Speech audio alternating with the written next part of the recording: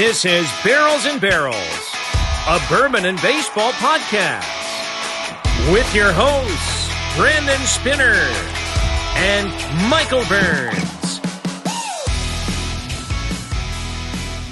And welcome into Barrels and Barrels, a bourbon and baseball podcast. I'm Brandon, that's Michael, to my left on YouTube, and that's on your right on your YouTube screen. This is a podcast talking about bourbon and baseball, two of America's greatest things, high proof and high heat. Michael Burns, how are you doing on this fine evening?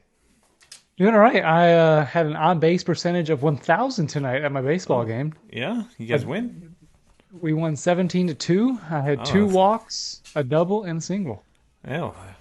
And that's about what the Cubs are doing to the Reds tonight. And we'll dive into that a little bit later on in our podcast. But this is episode 36 of Barrels and Barrels, a bourbon and baseball podcast.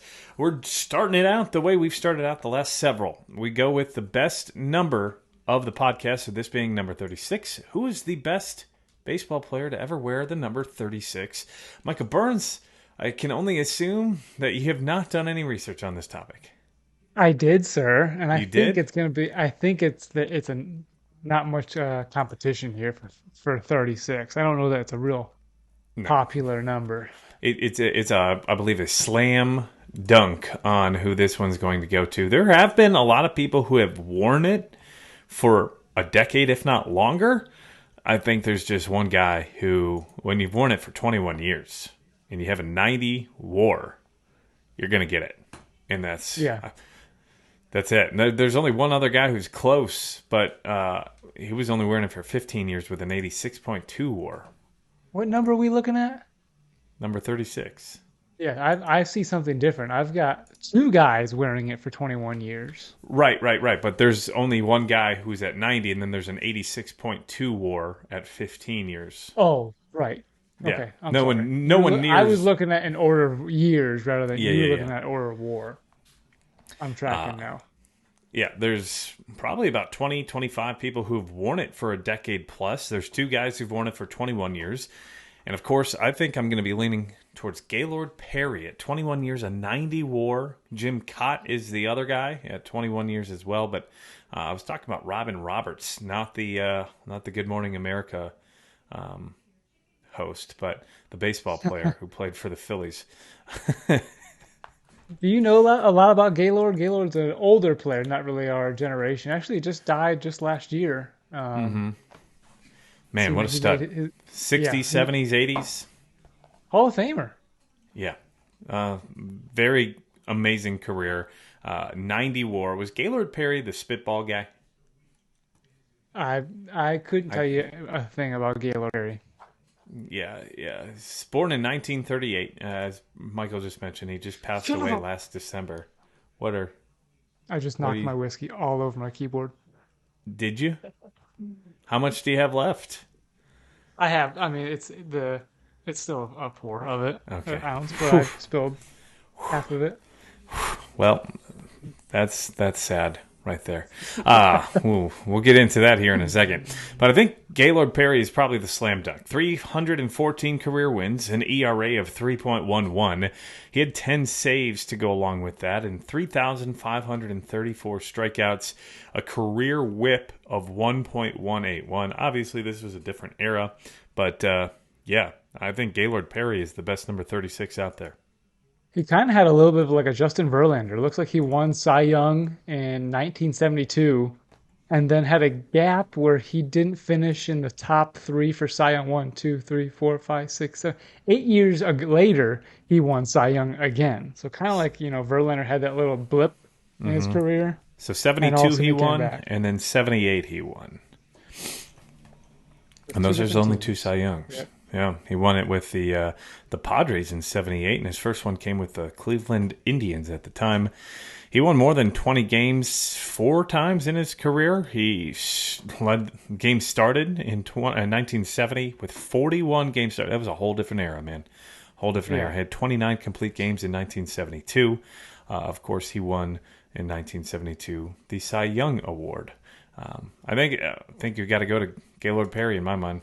What do you think? Yeah, no question. There's no one else closer with the WAR and the amount of time he wore it. Other names are Tom Flash Gordon. He was a former pitcher for the Chicago White Sox. Is that the same Tom Gordon? D. Gordon's dad? Yep, pitcher, Tom Gordon. I thought he pitched for the Cubs at one point, though, didn't he? Yeah, he did in 2001, 2002. On top, but he did not wear the number 36 with the Cubs. Joe Nathan on the list, a great closer as well back in the day with the Giants, Twins, and Rangers. He also pitched for the Cubs late in his career. Another Cub, Gary Matthews, and then Mike Morgan, another Cub. A lot of Cubs on this list. Kevin Tapani, as well as Tyler Clippard and Edwin Jackson, who wore it for 10 seasons. Part of this time was with the Cubs as well. So a lot of players: Edison Volquez, Jeff Weaver, Jared Weaver, and Bobby Witt. Not the Bobby Witt that's currently playing, but I believe his daddy. It's Faja. Yeah, his daddy, number 36 as well. So Gaylord Perry episode number 36. Welcome in. If this is the first time you're listening to us, thank you for giving us a listen. We hope you enjoy everything that follows from here on out. We are on YouTube at Barrels and Barrels Pod and Michael Burns. We're now over 600 subscribers on YouTube. Another huge jump. In the last 2 weeks, we've gone from nearly 400 to 600. So in 2 weeks, we've nearly got 200 people to subscribe to our podcast.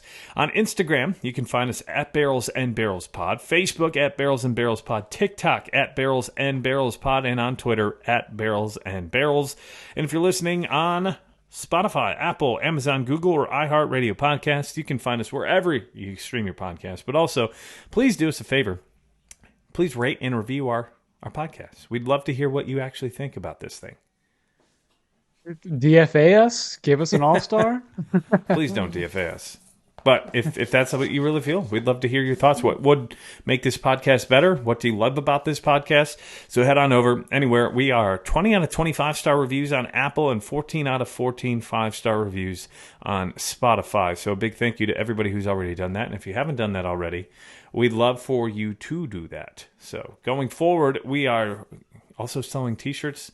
Neither of us have them on right now, but you can find those on our Instagram page, or as well as CharlieMikeNeverWeekend.com. Our friends over there, CharlieMikeNeverWeekend.com, a local business out of Huntsville, Alabama, local to where I used to live with Michael. I didn't used to live with Michael, but if you listen to a later on podcast, it's going to drop. He called me his wife in last night's recording. So some may actually think we did live together, Mike, but we also have glassware. And I think you're drinking out of that glassware tonight, aren't you? I'm spilling out of it. Yeah. It's not spill proof. No. But it is a nice wide glass that caused it to not launch out of the glass when it got knocked over. It sat in the glass. But here's all three options we got. We got the Glen. We got the Tuath. Is that how you say it? The Tuath? I'd say Tuath or Tuath. Tuath and the Wisdom. Both Whiskey of them. Wisdom, yeah. All right, can you hold it up for the camera? Cairn. Can you hold them up for the camera? There's the Wisdom, the Glencairn. Even the Glen's a little bit of a fatter Glen, a little bit. Sure to get them apple bottom jeans. And there's the Tuath. But you can find that on our link tree, which is in our Instagram bio. Again, at Barrels and Barrels Pod. We've got a bunch of stuff coming down. We can also buy a hat that I'm sporting on YouTube tonight. So go check us out there. Hat. And if you haven't looked us up on YouTube yet, go do that. We're putting out exclusive content. Home runs, our Thief of the Day. We haven't really had a huge Thief of the Day this week, so we're going to have to do some digging and maybe find one for the later parts of this week. But the Thief of the Day is basically the web gem of the day, like they used to have back in the day on Baseball Tonight. So we are a bourbon and baseball podcast. We're going to start with bourbon this week. And this week we've got something special. Barrel Craft Spirits, Barrel Bourbon. They sent us batch 35. So we've done reviews on 33 and 34. I'm excited about this one, bud. Yeah, the latest and greatest from Barrel. My keyboard is really enjoying it right now. So this is Barrel Batch 35, excuse me. We should have waited. You know what? We should have done this last week. I wish I would have sent it to you last week. We could have done Barrel Batch 35 on episode 35. On episode 35. We missed the boat on this one.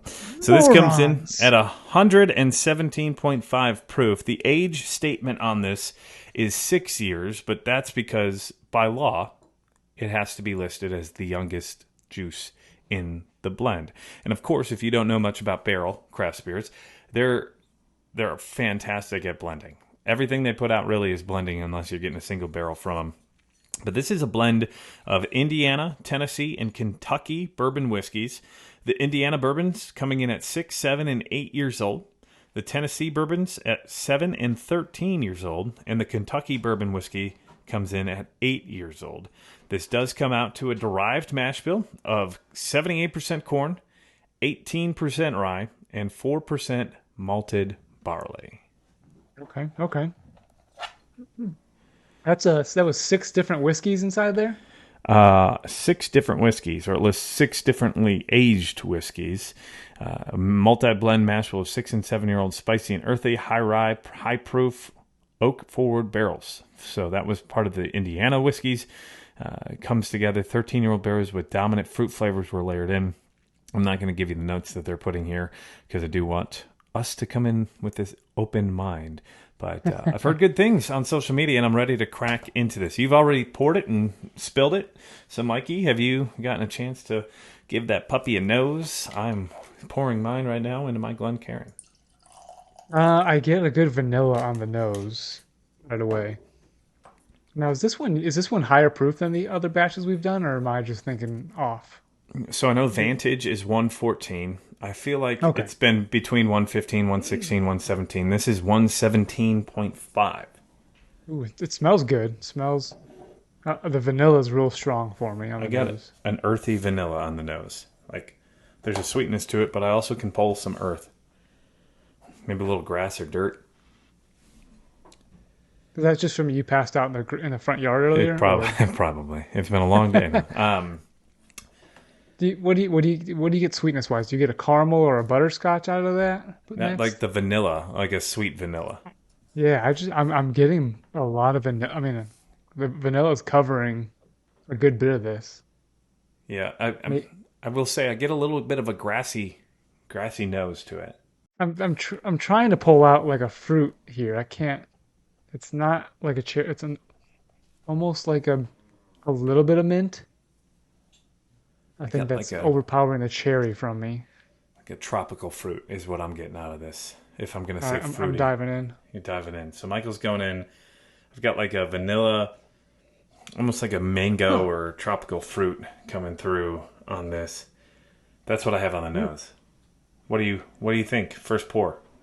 First pour, I don't know if I was choking on it or it was just a little spicy for me. So I'm going to have to go for a second sip. But I do maybe get like a honeycomb on the tongue here. I got some rye spice and there's some pepperiness to it but it's not overpowering. Some cinnamon. Maybe. So maybe I am choking a little bit from the spice a little bit.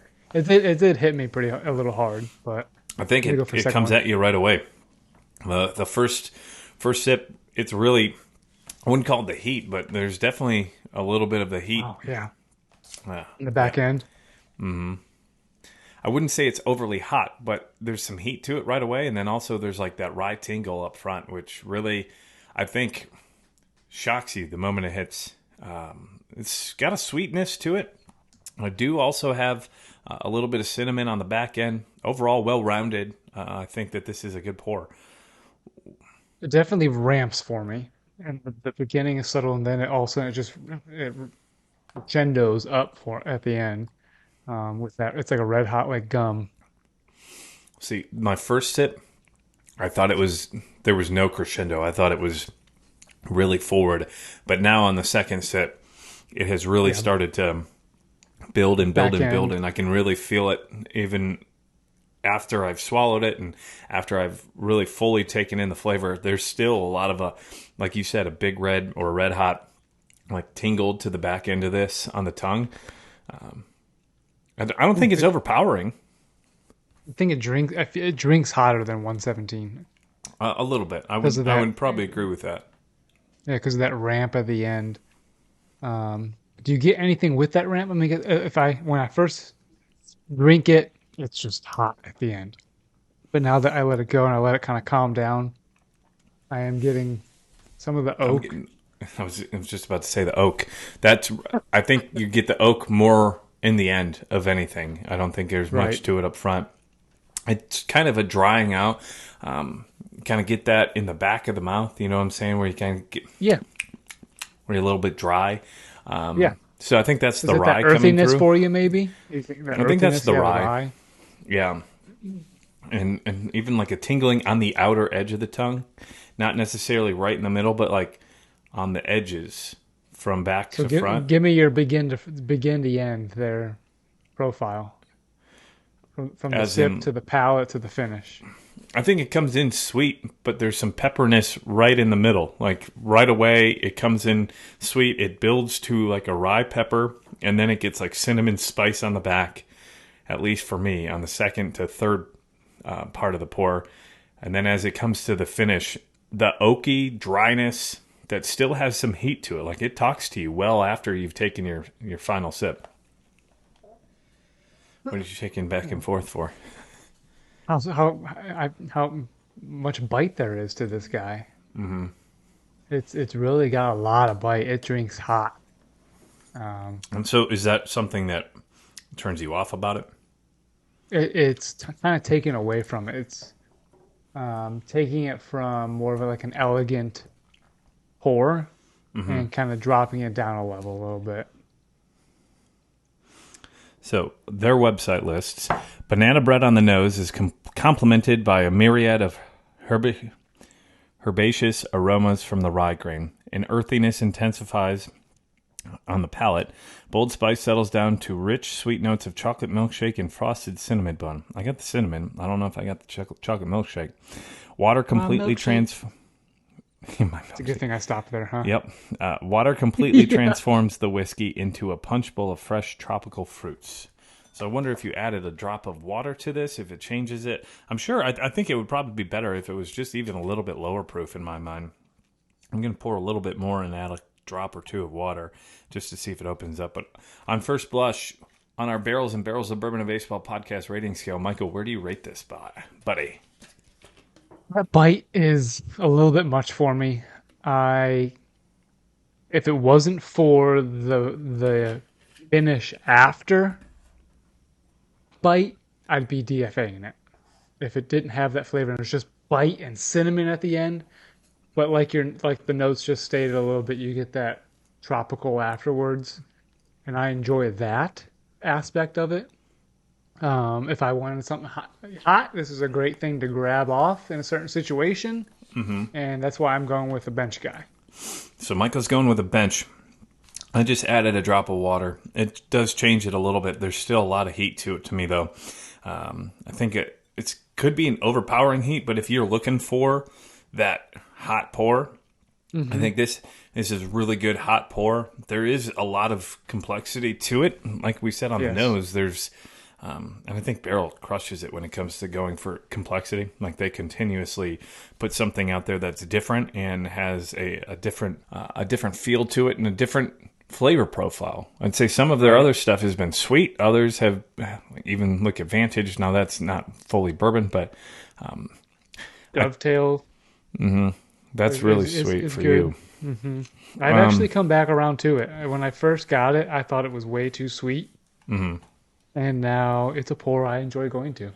So, as a high proofer, I think that this would be a bench to everyday player kind of ranking for me. I think I'm going to have to settle with a bench just because of that overpowering heat on the back end, and I don't think this is something I go to every day. But I do think that this is a great bench player to where when you need to mix something up, this is a great high proof pour that's going to be packing the different complexities, and it's going to be giving you a little bit of everything that you look for in bourbon, right? You want the oak, you want the caramel and the sweetness, but also if you're looking for a little bit of a rye, I think a rye fan will really enjoy this pour, right? Especially with the pepperiness in the middle of the palate. But I'm going to go with a bench player, and again, that's not a knock on our Barrels and Barrels of Bourbon and Baseball podcast rating scale.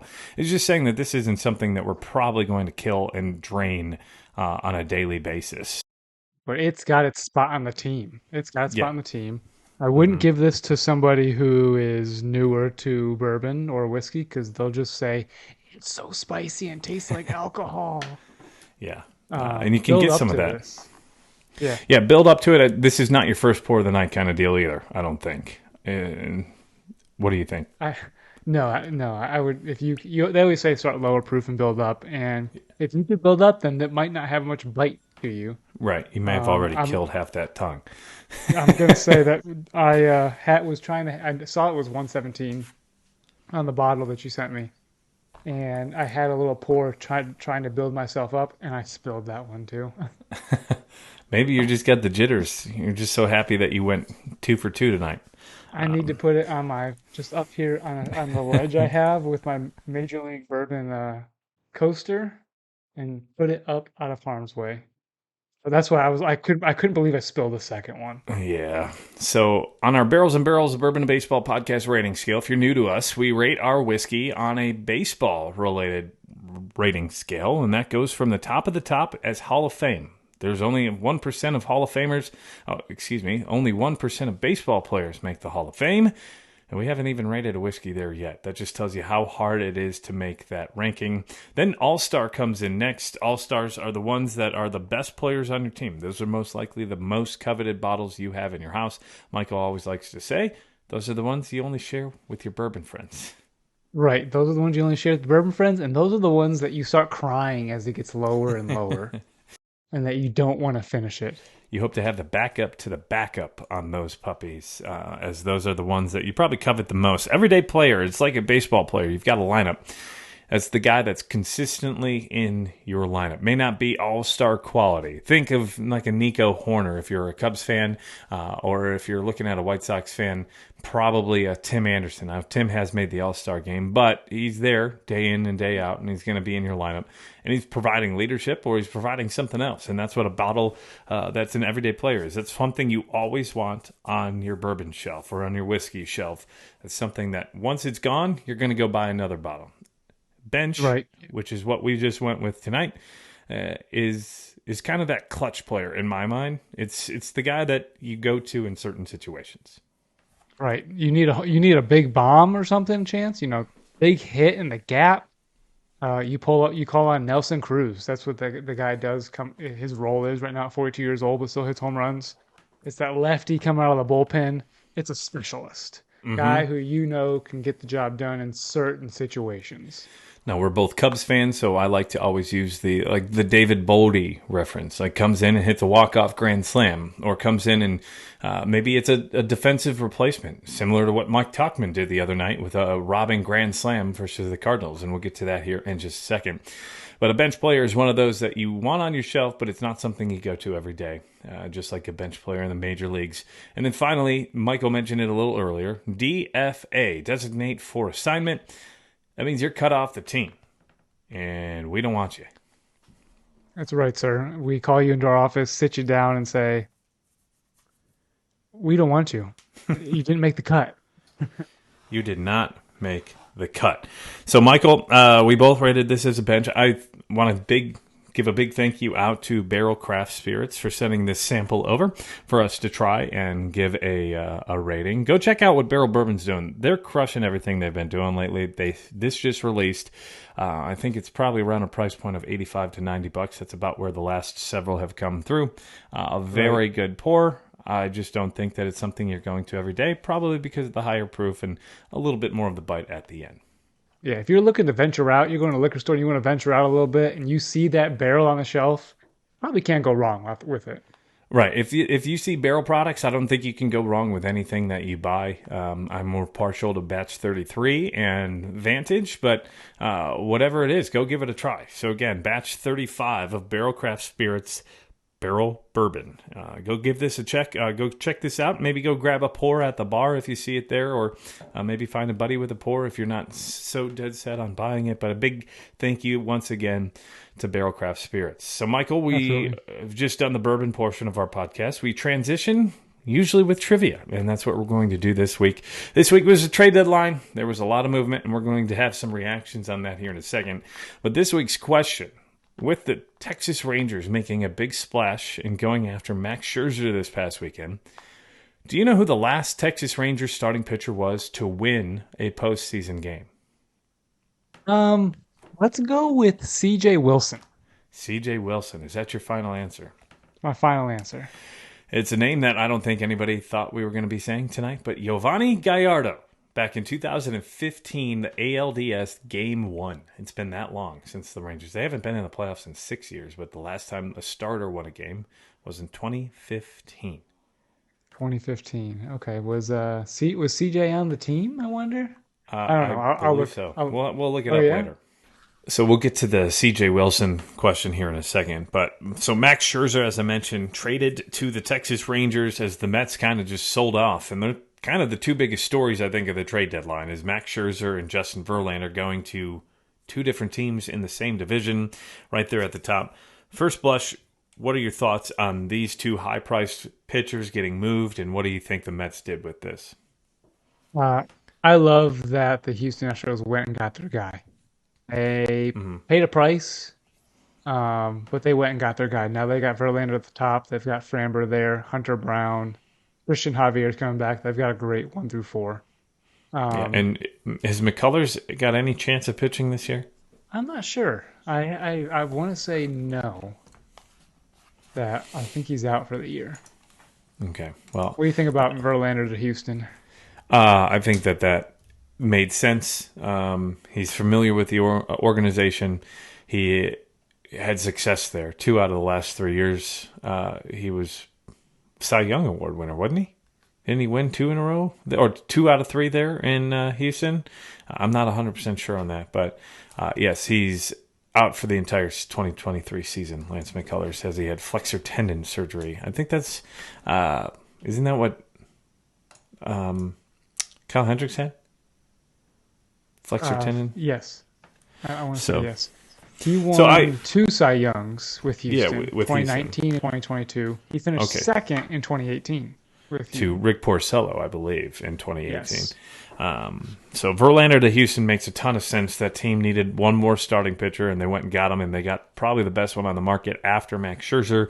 But I think Verlander is probably having a better year of the bunch, especially in the month of July. I think he had like a 1.75 ERA in the month of July. Verlander pitching like the AC is. Now, that's going to cost the Houston Astros a lot of money. I wonder if he should have just signed there in the first place in the offseason, but he had to agree to go there because he had a no-trade clause. The other pitcher, Max Scherzer, goes to the Texas Rangers, who paid a price, sending the other Acuna out to the Mets. But what do you think of that move for the Rangers? I like it for the Rangers. They needed pitching. John Gray and Dan Dunning's not going to get it done. They had Nasty Nate go on the IL. Mm-hmm. I love that the Mets got Acuna out of it. I don't think the Texas Rangers were going to trade Jack Leiter or Kumar Rocker, but how funny would it have been if Kumar Rocker got sent after he got drafted by the Mets and then didn't sign. Right. So, for those of you who don't know, Ronald Acuna's brother was part of the deal from the Texas Rangers to the Mets. So, those were the two big main moves and the two big headliners. I think that's what's crazy is that's the Mets sending them to play against each other in the AL West, which are both the top 2 teams. They're a half a game separation coming into play today. And the Rangers blew out the White Sox. I haven't seen how the Astros or the Guardians have gone tonight. But that's a close division. Another team in that division went for it. The Angels, the Mariners kind of just sat on their hands. They made some minor moves here and there. Nothing huge. And then the other team in that division, the Oakland A's, I don't think that they made a huge move other than sending Maul over to the Reds, the left-handed pitcher. They traded Fugijoa. Oh, yes, they did. Earlier on last week. It was early, which is not a piece to be excited about. No, not a huge piece. I don't think that the Angels, after Houston getting Verlander and Texas getting Scherzer and Jordan Montgomery, I don't think the Angels have it. Giolito came in and pitched tonight. Did you see he gave up a career-high earned runs? Oh, boy. 9 earned runs to the Braves? Start. Yep. So Which I guess you could give it to him. It is the Braves, but still, you don't want to see that out of a big pitcher you just traded for. Give up 9 earned runs. No, and he pitched this past weekend against Toronto, and I think he got the loss, giving up 3 earned runs in that. So he hasn't had a great start. Now, Giolito was traded immediately after we had signed off on our podcast last week, so you didn't hear about it last week. But he went over with Ronaldo Lopez from the White Sox, and then they also went out and grabbed C.J. Cron and Randall Grichuk from the Colorado Rockies. So that AL West, I think there are 4 teams that are trying to go for it. I think the Angels aren't going to have enough juice unless they get Mike Trout back here shortly, which I saw he was taking dry swings the other day, so maybe that's a sign that he could be 2 or 3 weeks away potentially of returning, but is that going to be too little too late? And what do they have pitching-wise? I don't think that they've got enough pitching to get that done. No, they've got guys who are healthy, but it's just like I said about Dane Dunning and John Gray. It's Patrick Sandoval. I'm blanking on the last guy. Tyler Anderson? I don't. No, I don't think Anderson's there anymore. Is he hurt? Griffin Canning is the guy I'm thinking of. Yep. He had a pretty good game a couple weeks ago, but you're not going to win a playoff match against Houston Astros or Texas Rangers. No, not with that. So the AL West going huge, and then another big story is one that kind of didn't really come to fruition, and that was Erod, Eduardo Rodriguez. Had a deal in place with the Dodgers, and he vetoed that, which very surprising, I guess I'd say. What do you think of that overall? Surprising he didn't want to go to the Dodgers and potentially win a World Series. I guess he sees either A, he loves where he signed that much, because he's still got a couple of years on the contract, right? Yeah, so that was the thing. He's got a opt-out after this year. But after this year, if he doesn't opt out, it's 3 years, $49 million. So that's actually a team-friendly deal for an arm who's probably going to get closer to 15. I wouldn't say it's a team-friendly deal, but still, that's $16.5 million a year. I think he's probably going to get more in free agency if he does opt out.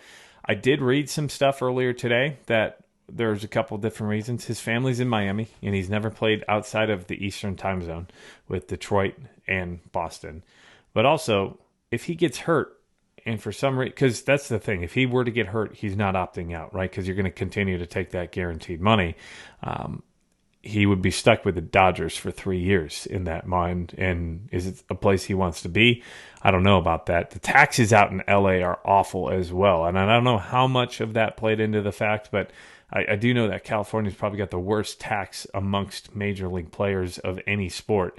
So there's a lot of money that you get taken out of your paycheck, as if it was in Detroit. I don't think that was anywhere close. So that could be a couple of things that maybe kept him in Detroit.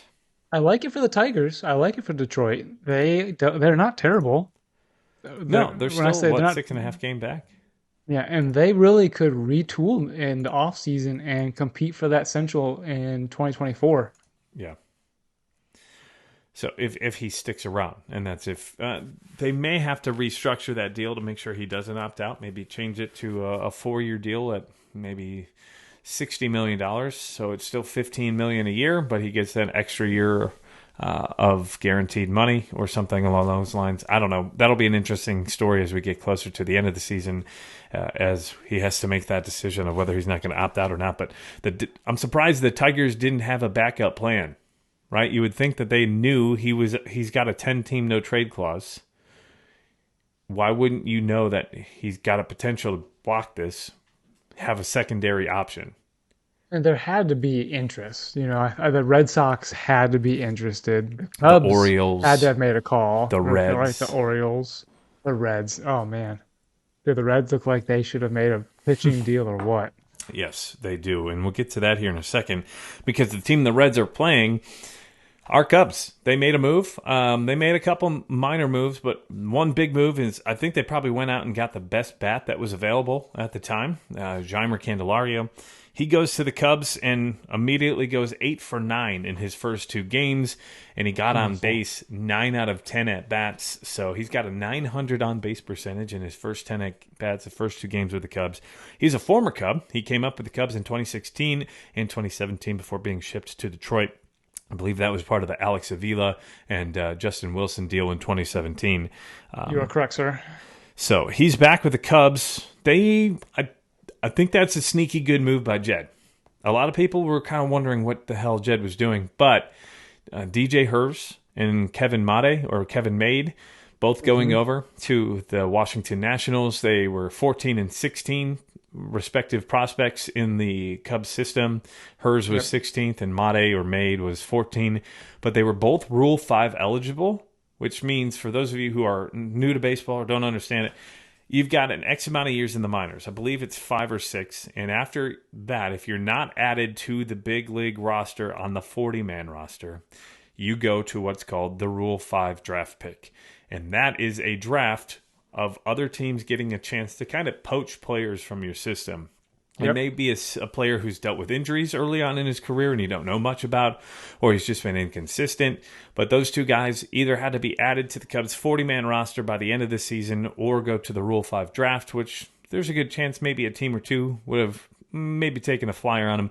So they were most likely not going to be with the Cubs past this year anyway. So they got a win now opportunity with Jeimer Candelario, who bolsters that lineup. I mean, it makes it a deeper lineup. And we've seen it here the last 2 nights, but still, you look at it, he's batting 6th in the order. He can play first base. He can play third base. He can DH. He's a switch hitter. That's why I thought he was the best hitter on the lineup. And if you remember 2 weeks ago, or was it 2 weeks ago or 3 weeks ago, I said, I want him on the team now. Don't let him leave Chicago when the Nationals were there. I want him walking across the field coming into this dugout. I think it's 2 weeks too late.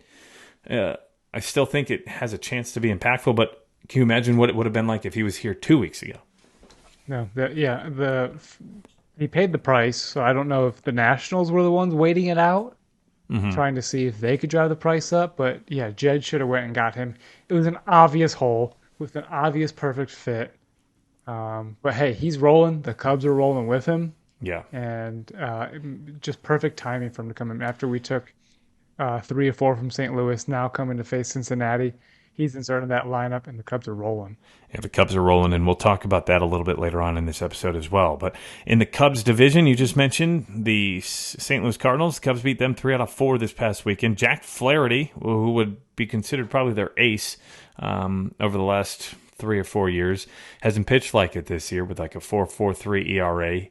He gets a move to the Baltimore Orioles. The Orioles got their pitcher, and I think that this could be a good move for both the player and the team. I think it gets Flaherty out of potentially a toxic situation. It's a new shakeup, right? A new team. What's it called? New Change environment. of the scenery. Yeah, the new environment. Yep. He has the stuff. He's shown it in previous years. What was it, 2019? I think the Cardinals came storming back in that division. And he really is just coming back. He had injury that he's dealt with the last 2 or 3 years, I want to say. Mm-hmm. And so this could be this first half of the season could have been a real ramp up of finally being, healthy and getting back to his ways. Maybe some mechanics changes, because when you're not fully healthy, it messes with your mechanics a little bit. You adjust it to throw through maybe a little bit of pain, something that's just not right. Yeah. And maybe the Baltimore Orioles are timing this perfectly. Jack Flaherty, like you said, gets out of his toxic environment. I like it. I like it for Baltimore, and I don't think they paid all that much to get a starting pitcher. His strikeouts to walks ratio has gone up in the month of July. His second half performance, obviously, he hasn't had a great year. Obviously, he's at 4.43 ERA, but in the last 14 days, he's got a much better batting average against than what he had to start the season, and even in the last month, he's done pretty well as well. He's been pitching better. I wouldn't say it's been great, but it's been better, and I think he adds also some veteran leadership to that rotation, which is probably something that team didn't have. Right, that was the one probably spot that we thought the Orioles could really add to, and we talked about that a few weeks ago. I thought that they'd go and get a bigger and better pitcher, but still, I wouldn't say it's too bad. In the month of July, he had a 3.03 ERA in 29 and 2/3 of an inning. So that's a much better change than the 5.8 and the 5.32 he had in May and June. Yeah, there wasn't, besides Verlander and Scherzer, there wasn't really a bona fide ace out there, because Scherzer's given up a lot of home runs. Verlander is not. Verlander's in his upper 30s or even 40s. Mm-hmm. So to go get a guy who's, like you said, was pretty good in July and has potential, maybe the Orioles can tweak something. They see something that they think they can make better. I like this over getting Lance Lynn. Yeah, oh, for sure. I wonder, though, if they could have probably pulled the Aaron Savali deal that the Tampa Bay Rays got. The Orioles definitely had the prospects for it. Aaron Savali has had the best, probably, statistics of any of the pitchers that were traded. 77 innings, 2.34 ERA. He goes to the Tampa Bay Rays, but they sent out one of their better prospects, the 37th best prospect overall, first baseman, to the Guardians in this deal. What did you think of that? I like the move for the Guardians. I really don't think Savali's controlled for multiple years. I don't think he's any better than what he's doing now, and he might not even be able to repeat it. He's number 3 at best, and this guy Kyle Manzardo that they got back, they compare him to Vinny Pasquantino, who hits for high average and power. So I think great move for the Guardians, who have Josh Bell at first base, or did. Did they just ship him off? They trade him out to Miami. So the Marlins making a move there. But Savali has been the best Guardians pitcher this year, which tells me that it was more of a sell than a buy for the Guardians, because they also sold off Bell and Rosario, Ahmed Rosario. But they got Noah Syndergaard, who immediately pitched in his first game and then got hurt with a line drive comebacker and was removed from his first start with the Guardians. So the Guardians, I'd say, were sellers. The Tampa Bay Rays, they got better with that move, I'd say. They've been dealing with some injury issues within that rotation all year long. It always seems like every other week there's someone that goes down in that Rays rotation. So that makes them a better team. I think that they're still the second best team in that division behind the Orioles, especially with the Orioles adding. And they're going to get John Means back here soon, too. So they're going to get addition without having to trade with Means coming back. I still think Means should be in the bullpen when he comes back, because you don't want to have to rely on him too much. But staying in that division, Toronto didn't do a ton. They added Jordan Hicks for the back end of their bullpen, but they also went out and got Paul DeJong yesterday, and I think that was more so because of the Bo Bichette news that came down today. He went on the injured list today, but he went out on Monday night with a knee injury. It said to be patellar tendonitis, so it's not terrible, but that helps that defense, and I think that's going to make that defense much better in Toronto. Yeah, Paul DeJong was when he first came up with the Cardinals, was a home run. I mean, this was maybe during the juice ball era. Yeah. But Paul DeJong, I want to say, hit an upper 27 home runs in his rookie season. I think that was the year that Javi Baez went off as well, because people were trying to say that DeJong was the better shortstop. He hit 25 in 2017. He hit 30 in 2019 when he was an all-star. Since then, he hasn't really been able to recreate the magic. In 2021, he had 19. Last year, he missed quite a bit of time with injury. He only had 6. He had a 157 batting average last year, and in 2021, it was a 197. This year, it's not the best batting average. 233 and an on-base percentage of 297. He does have 13 home runs this year. He's driven in 32. I think he is probably going to be an addition just because of the fact that, I mean, you don't know how long Bo's going to be out, but yeah. They needed something, and they got the middle infielder. I think Whit Merrifield is going to be a big component for that team over the next couple of weeks with Bo out. I forget that Whit Merrifield's on the Blue Jays now. I still just always think of him as a Royal. Mm-hmm. Well, he was a big trade candidate for the Cubs for so long, remember? Yes. So then, what happened? Did the Yankees end up ever making a move? They did. They went out and they got Middleton, one of the relievers from the White Sox, at the end of the deadline, like literally 5 minutes. And it kind of almost felt like a panic move. Like we didn't do anything. We didn't do anything. We didn't do anything. Sure, we'll take that guy. They were the last of all the teams to make a move this year.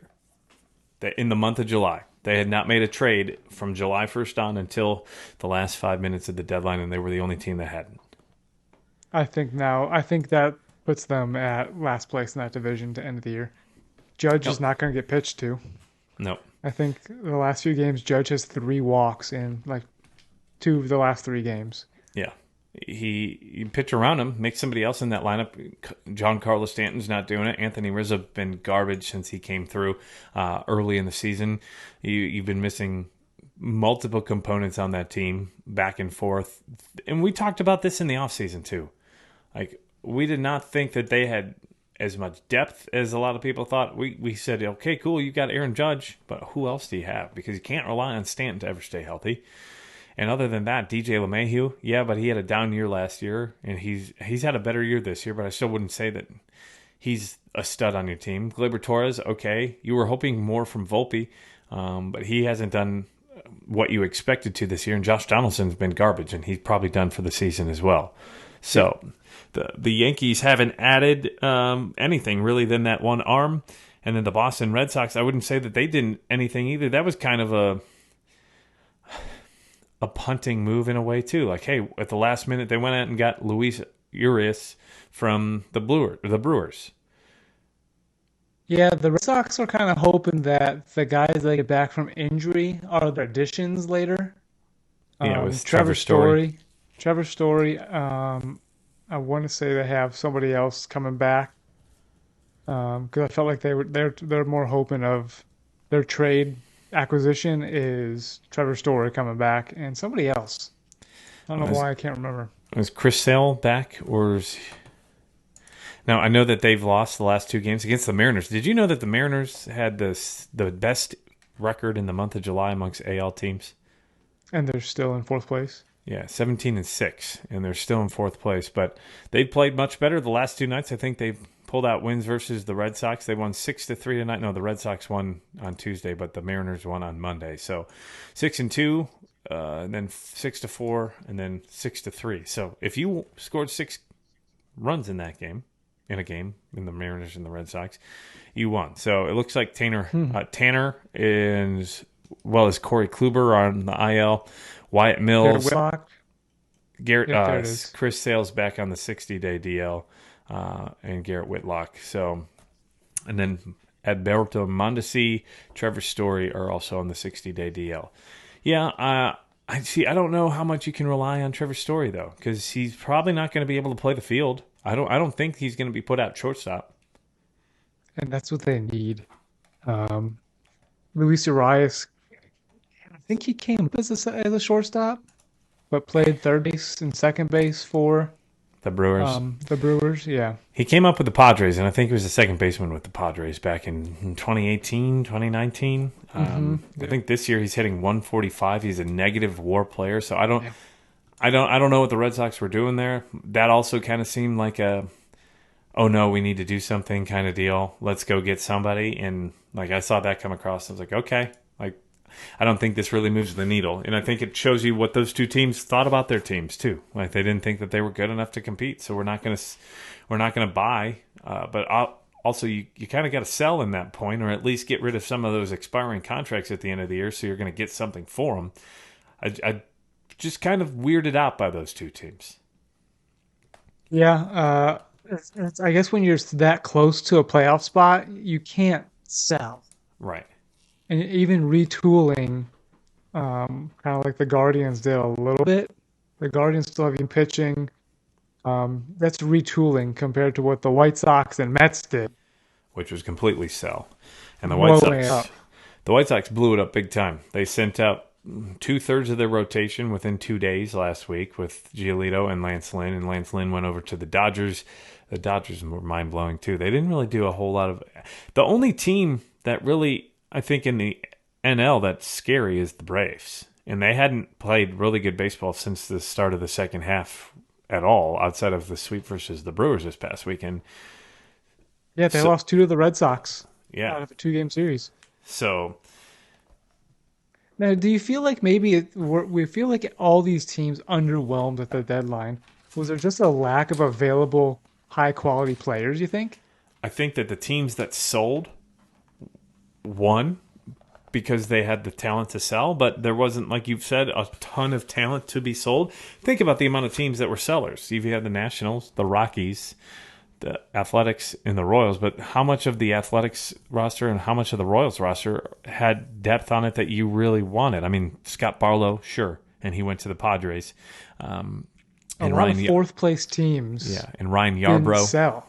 The Cardinals sold for the most part. Pirates. They sent Jordan Montgomery, but the Pirates only sold Rich Hill and Castro, really. And Carlos Santana. Yeah, that was last week too. Yeah, so he was sent over to the Brewers, which is kind of weird inside the division. But they I wouldn't even say completely sold, because they could have sent out Mitch Keller, they could have sent out David Bednar, but they held on to them. Both controllable assets, but still those are names that were rumored on the market. The White Sox were dangling Dylan Cease out there, but they also traded Jake Berger, which is kind of perplexing because he had 5 years of control, and he's been a 25-plus home run hitter this year. He's going to hit near 30, if not more. I think he was at 22 or 23 when they shipped him away. I bet he's excited. Yeah. So he's heading to Miami. So is Josh Bell. They get some thump for a team that needed some run scoring. And the Guardians the infield was pathetic. Yeah, the Guardians kind of bought a prospect, Watson, from the Marlins for Josh Bell because they sent Gene Segura up to the Guardians, who immediately was cut the moment he became an active member on the Guardians roster. So the Marlins needed scoring.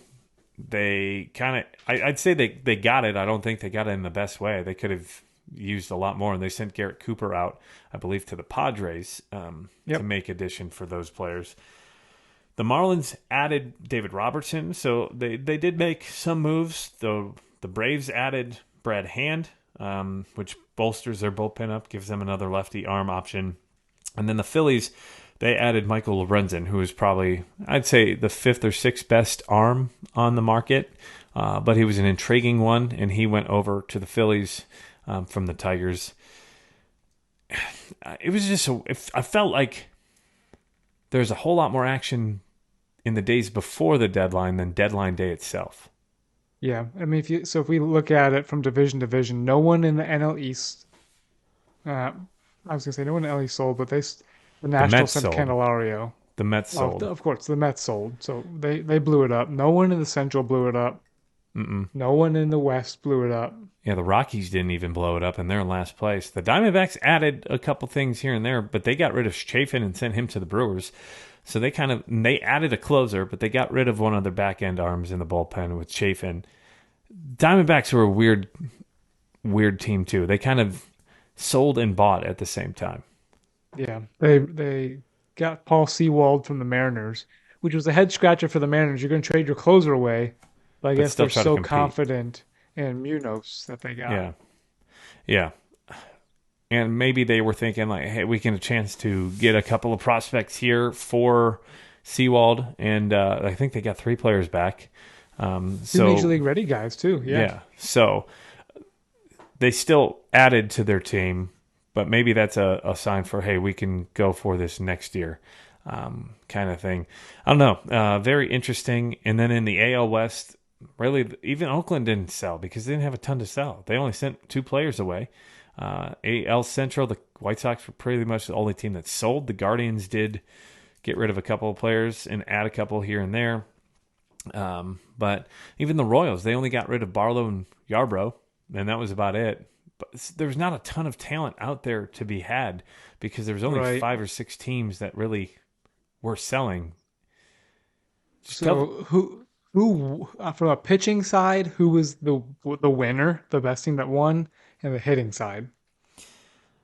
If I'm going to say the best team that won when it comes to the pitching side, I'm probably going to go with the Astros. They've got the best pitcher on the market with Justin Verlander, whether he's 39 or not. He had the best statistics in the month of July. He's had a good season, even though it started slow because he was hurt to start the season. I think he's had a 3 ERA for most of the year. He's going to a team now that he's comfortable with. He knows the system.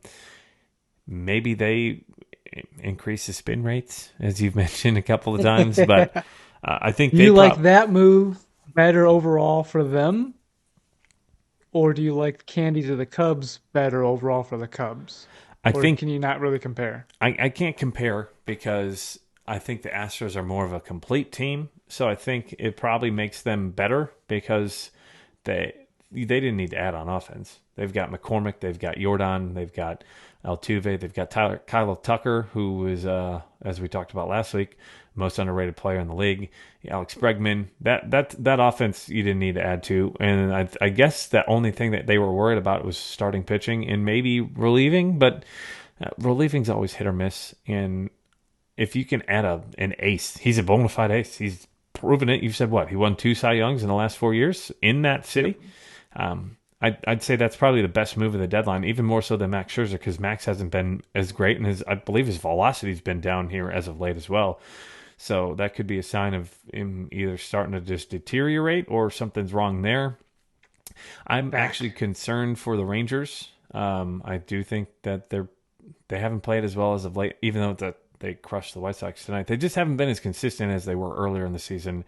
And the Astros, we used the word crescendo earlier in the episode when it came to the bourbon part, but I'd say that the Astros are kind of hitting their crescendo, right? They started off slow, they got a little bit better, and now they're, I'd say, really starting to increase in their... They're about to go in for a run. Yeah. As far as the offensive side, well, who would you say? I'll reverse the question to you. Overall, Verlander. I think Houston Astros needed a pitcher. They got the best one.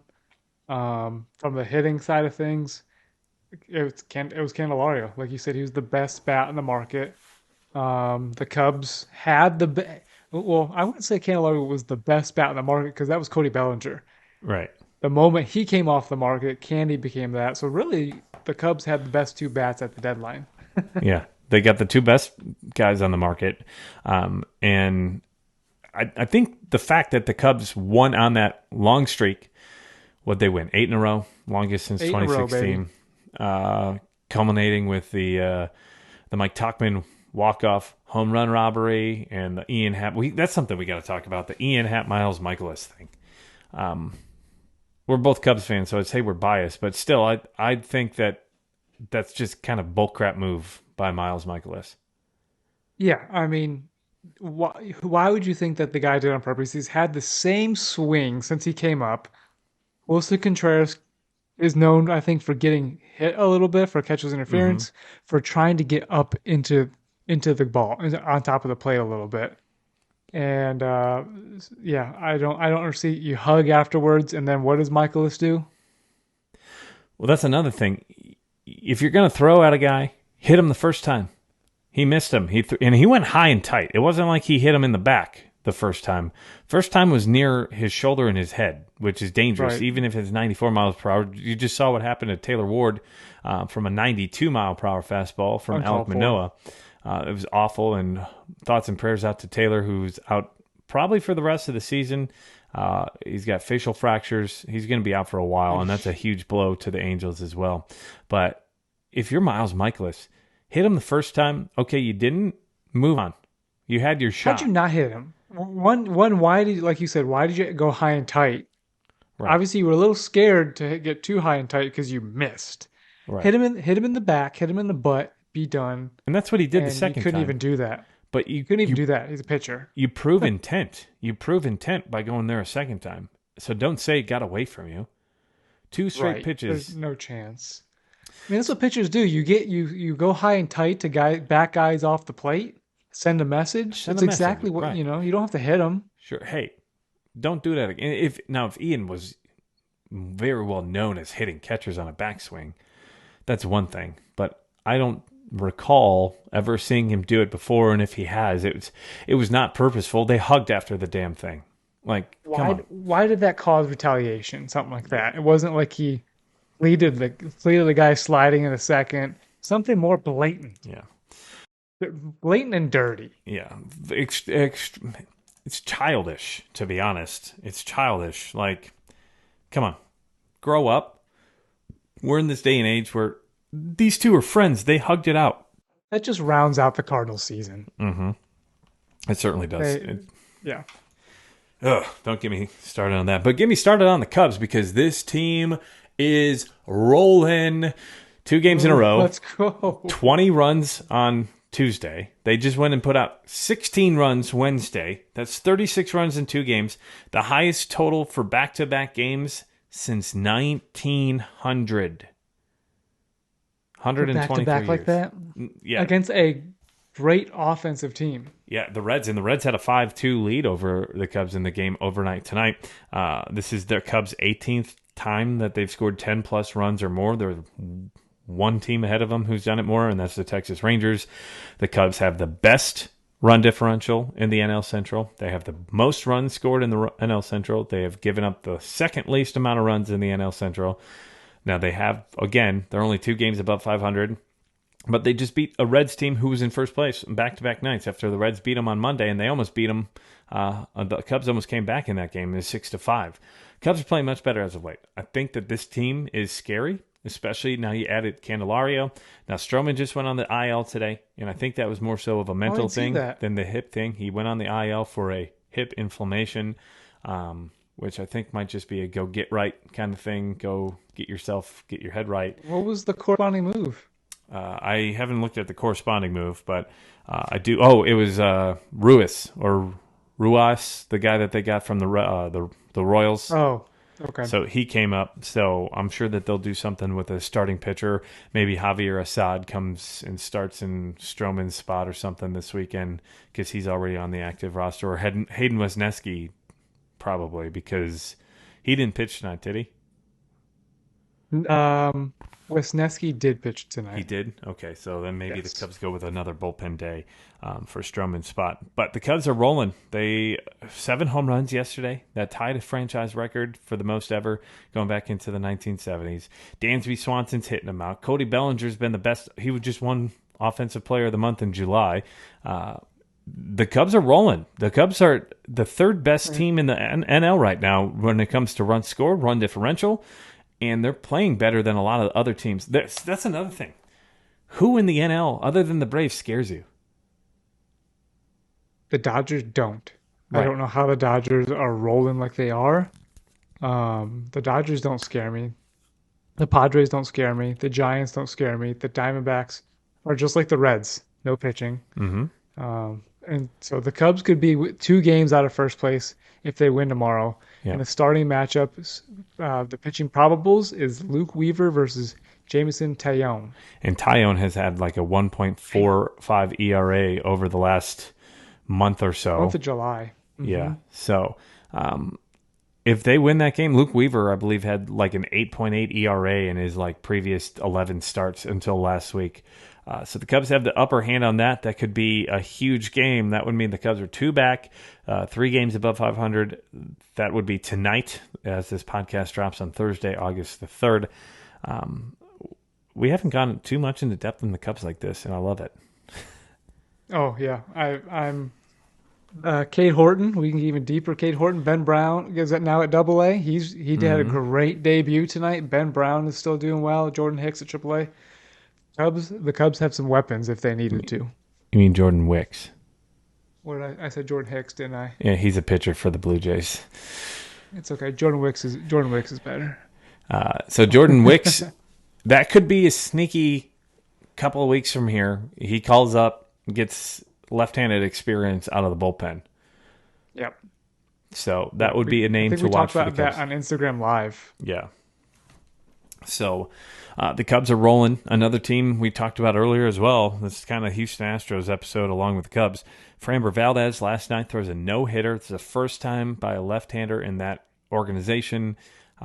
We gave out Framber Valdez as the potential Cy Young a few months ago. And outside of a blip he had the other night versus the Rangers, dude has been one of the best pitchers in the AL this year. Yeah. Framber had 24 straight quality starts last year, and that's all you can ask for of a pitcher is a quality start. And puts he had 24 straight. Yeah, puts the team in a position to win. And how much of a shot in the arm is it? You get Justin Verlander, and then that same day, your ace at the time, Framber, goes out and throws a freaking no-hitter. Yeah, that has to kind of relieve a little bit of Justin Verlander. And not have the pressure to come in and have to be that guy. Framber's like, welcome, Justin. Watch this. So Framber has the 8th best ERA in baseball coming into play tonight. Number 1 is Blake Snell, still at 2.50.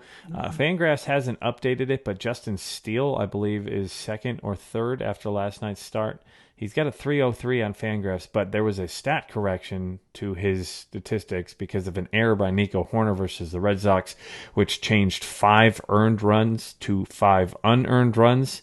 So at one point yesterday, he had a 2.44 ERA, which was best in baseball. Framber comes out, throws a no-hitter. This team, we've already said it, they're about to get rolling. So yeah, the Astros are rolling, but another team in that division made a lot of moves. The Angels is kind of being, we were kind of on home run watch for Ohtani as he was on Judge's same pace, and it's kind of been quiet ever since that incident where Ohtani hit a home run off the Blue Jays, and Yeah. you see Matt Chapman in the dugout. Why are we pitching to him? And I don't think he had another hit the rest of that series. Yeah, well, they pitched around him. I believe they hit him with a pitch at one point too. I think not on purpose, but Alek Manoah, I believe, hit him with a pitch on Saturday as well. He's at 39 home runs. He did hit 3 since our last episode. On Thursday, he had the game Ohtani had on Thursday, the day he had. He throws a complete game shutout, the first of his career, in Game 1 of a doubleheader, and then comes out and hits 2 home runs in his first 2 at-bats in Game 2 before getting pulled because of cramps because it was the freaking hottest day of the year.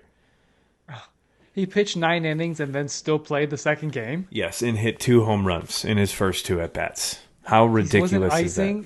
Yeah, that's ridiculous. Yeah. How he wasn't sent to ice his arm. I mean, the Angels going for it that hard, and they don't care about Ohtani's like perfect health. They just want to milk the last little bit they got out of him. Well, he's all they got right now. So he's got 39 home ridiculous. runs. But don't look now. Matt Olson's up to 36. Hot on the top. 37. 37. Did he hit one tonight? So it must have been another one tonight. So that is the most in the NL.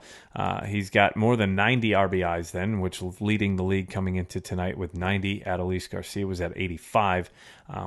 Matt Olson, he has more home runs, I believe, since 2018 than anybody else in MLB baseball. Yeah, when he was with the Oakland Athletics, he was always batting, 190, maybe 200, but hit home runs. And now he's kind of figuring it out, it looks like, to be able to do more than that. Yeah, since 2018, so this makes it the 6th season, Matt Olson's 189 home runs are more than anybody else in Major League Baseball. Second is Aaron Judge at 184, Kyle Schwarber at 180, Pete Alonso at 177, and Eugenio Suarez at 175. So, insane stuff from Matt Olson, who has been a huge addition for the Braves in the last 2 years and continues to help carry that team along with Austin Riley, because Acuna has been pretty silent here in the last couple of weeks. Yeah, I guess he's a little nervous about his brother being in the same division, maybe.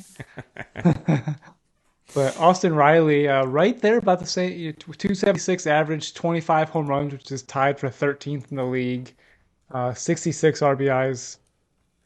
Austin Riley's going to get hot. I think he's a second half guy as the Braves get closer to the playoffs. Right now, Austin Riley's projected to be at 38 home runs, 100 RBIs. Yeah. Can you ask for more than that at your third baseman? That's No. what you want. Talked about it earlier this week in our Power Rankings episode that they have 5 players on their team now with 20-plus home runs, which is ridiculous. They've got 200-plus home runs on the season. Probably going to break the record set by the Twins a few years ago, which was 307. The Braves are the only team that scares me, but here's the thing. You get into a playoff series, all it takes is 1 or 2 bad starts from a starting pitcher, and you never know. Right? Look at the Braves last year. They were the juggernaut we thought they were going to go in the World Series, and they lost to the Phillies in their first round of the season, postseason. Yeah, and I think they lost all 3 games, didn't they? I think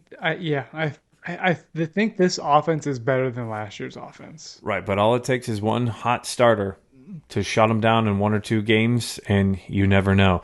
So before we head on to the end of the episode, I did want to talk about some playoff percentages to make the playoffs.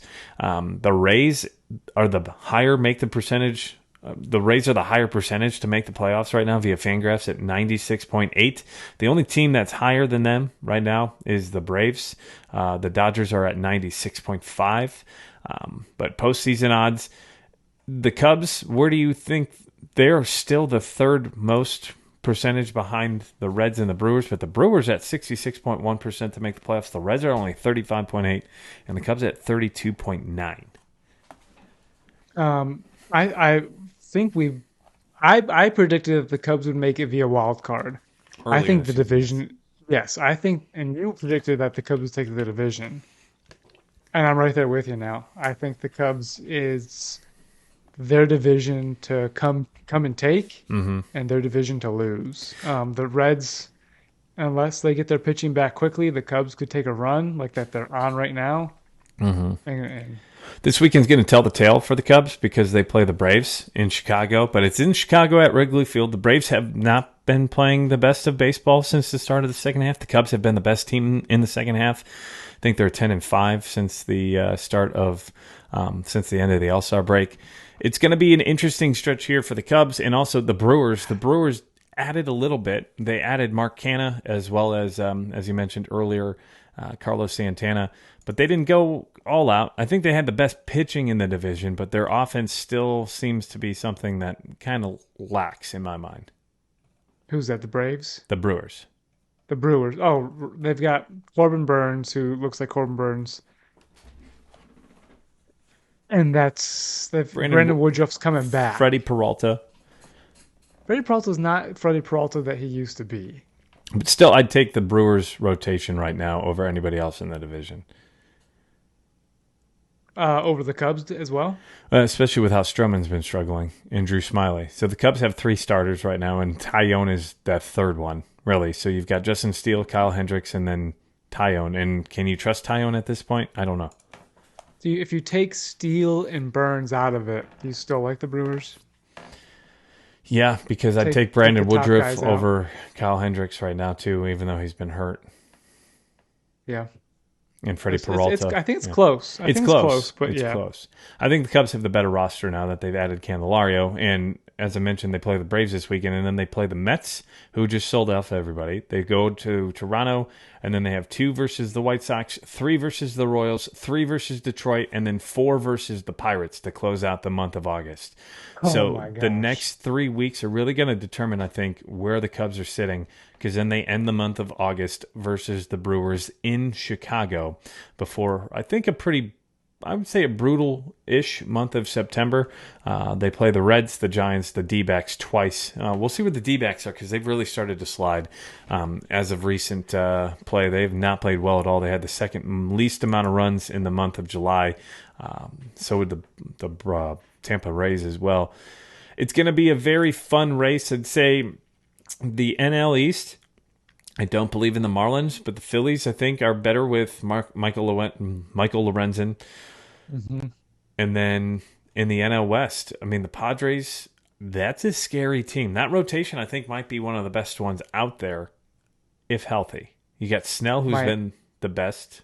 You got Darvish, Musgrove, and then they didn't add an arm, did they?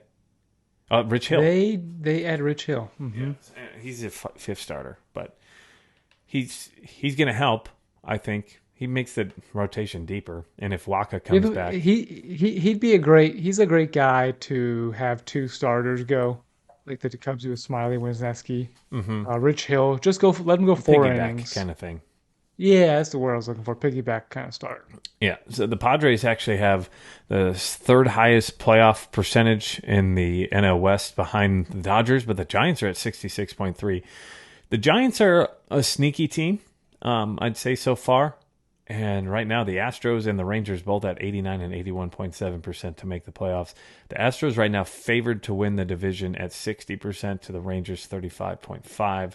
And the AL Central, right now, it's trash, but I'd say that's the Twins at this point, and they really didn't do anything either. Nobody in the AL Central added. And the Twins are skidding, I think, right now. I think they've lost. They were 55 and 53 coming into play today. The only team in the division at that point to have a record above. They've 1 game losing streak. They're 4-6 in their last 10. Yeah. But so who's going for the division? It's the Twins. I mean, they've got a 2-game lead over the Guardians. The Tigers are 6.5 back still. The White Sox and the Royals are done. I'd love to see Detroit come back and win that. It would be fun. It would be fun. They're just 12 games under 500 though. They're 48 and 60. 6.5 out. Only 6.5 out, but they're going to have to make it to 500, I think, to even have a shot, and that means you've got to go 15 and freaking 3 over the next 18 games. Each. And maybe. yeah, it's going to be difficult, a difficult road for anybody other than the Twins or the Guardians. The Guardians could do it. They've got the pitching, as you mentioned, but they're on a skid. They've lost 3 in a row. So they must have lost again tonight to the Houston Astros. Because the Astros are on a 3-game winning streak, a half game back in that division. I think the AL West, I mentioned it a couple times, I think that's the most interesting division at this point because you have 4 teams that could potentially be going for it. The Mariners are 56 and 52. The Angels are 56 and 53. There are 4 teams above 500 in that division. The AL East is the only better division, but there's 2 teams that we mentioned who didn't really do anything to make their teams better. I think Boston will do better. I don't think the Yankees will. I think the Yankees are in last place, and they're going to stay there.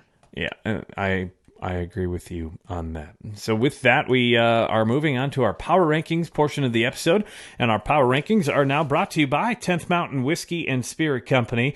Head on over to 10thwhiskey.com. Use promo code BNB for 10% off your order. That's 10% off of anything. And if you go on their website, they've got a ton of cool stuff. Michael, you were browsing that last night.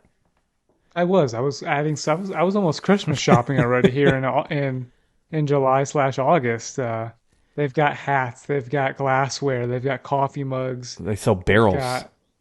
They've got barrels that you can buy, new barrels if you wanted to blend and age your own whiskey.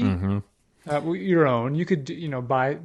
It's a fun idea to buy a barrel and do your own blending, just like Barrel Craft Spirits does. I have a blend. It's Maker's Mark and Larceny, poor man's pappy. Yeah, and you could do that, and you can buy that. But apparel, glassware, or the whiskey. If you want to save some money on whiskey, go to 10thwhiskey.com. Use BNB as your promo code for 10% off your order. So Power Rankings, Michael Burns. We had a shakeup, and again, you can only find our Power Rankings, the full episodes, on our YouTube channel. So head on over to @BarrelsandBarrelsPod on YouTube. Hit the subscribe button for a full breakdown. We're just going to list our 10th through our 4th teams on the list in this week's update, and you can find the rest in our Power Rankings episode. So Michael Burns, who do you have this week as your number 10 team? Number 10, I have the Miami Marlins moving into my top 10, moving up 3 spots. And go through 10 through 4 for you. 10 through 4. All right, so at 9, I've got the Boston Red Sox moving up. At 8, the Cincinnati Reds. 7, the LA Dodgers, all the way down at 7. 6, the Houston Astros. 5, the Toronto Blue Jays. And 4, the Texas Rangers. And my 10th team, the Boston Red Sox, make an appearance, jumping up 4 spots. The Philadelphia Phillies in 9, Cincinnati Reds in 8, Texas Rangers in 7th, Toronto Blue Jays in 6th, Houston Astros in 5th, and the LA Dodgers are in 4th. Of course, this is coming from our July 31st, Week 18 Power Rankings episode. Again, you can go find that on our YouTube page at Barrels and Barrels Pod. Don't forget to hit the subscribe button and use promo code BNB at 10thwhiskey.com for 10% off your order. So this was our trade deadline reaction episode. A big thank you again to Barrel Craft Spirits for sending us Barrel Bourbon Batch 35. Michael Burns, an interesting couple of months. We're 2 months till the end of the season. We're past the trade deadline. All the major news on that. Now it's just time to play some baseball and make some moves. Yep, it's time to wait for Jackson Holliday to make his Major League debut. And I wonder if there's a couple other teams that are going to try to bring up a couple of other prospects. I think the Cubs might be a decent sneaky. You maybe bring up a Ben Brown or a Jordan Wicks. Ben Brown hit the IL today. Something minor, but never mind. But it's a minor physical issue, but just a terrible timed issue. Oh, for sure. But a lot of fun stuff going on in the Chicago Cubs world. The Cincinnati Reds, I think if you're a fan of the Reds, you need to be concerned about not making a move outside of a left-handed pitcher in the bullpen who had a 4.45 ERA coming into the time when he made the move, Sam Mull. So they're looking at 2 starters coming back here at the end of the month of August, but I just listed the Cubs' schedule. It's a soft schedule. It's an exciting time for me and you specifically. One, being a Cubs fan, especially for you now living in Cincinnati and having coworkers and friends around that are Reds fans. Mm-hmm. It's a fun time. Definitely. So go head on over. Don't forget to subscribe to us on YouTube at Barrels and Barrels Pod, Instagram at Barrels and Barrels Pod, as well as Facebook. Twitter is at Barrels and Barrels. I guess I can't say Twitter anymore. On X, we're at Barrels and Barrels, and then TikTok at Barrels and Barrels Pod. If you want to send us an email, head on over to Gmail, or you can email us from wherever. barrelsandbarrels@gmail.com. We're on Spotify, Apple, Amazon, Google, and iHeartRadio podcasts. If you do listen to us, we'd love to hear what your actual thoughts are of the podcast. Please, we want to hear it. We want to hear what you think, what you wish we could change, what maybe you love that we do. If you like our rating system, or if you don't like that we talk too much Cubs. This is probably our heaviest Cubs episode, I'd say, but I think it's the most excited I've been about the Cubs, and I think that they made a move that bolsters their lineup and puts them in a position to get into the dance. And if you get into the dance, all you have to do, you have a chance. You've got a chance. So, episode 36, the Gaylord Perry episode. Michael Burns, any final thoughts or anything else you want to talk about? No, sir. I'm just got 2 words for us. Let's go.